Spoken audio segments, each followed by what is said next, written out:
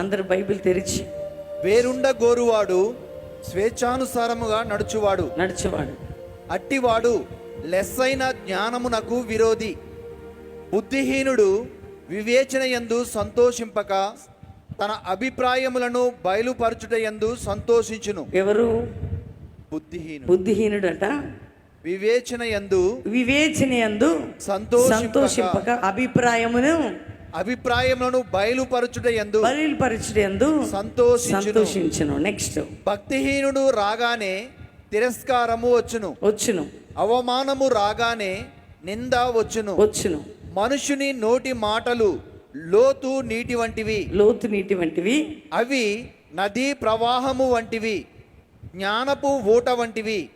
తీర్పు తీర్చుటలో భక్తిహీనుల ఎడల పక్షపాతము చూపుటయు, నీతిమంతులకు న్యాయము తప్పించుటయు క్రమము కాదు. ఏంటంట? తీర్పు తీర్చుటలో భక్తిహీనుల ఎడల పక్షపాతము చూపుటయు, నీతిమంతులకు న్యాయము తప్పించుటయు క్రమము కాదు, క్షేమము కాదు. ఆమేన్.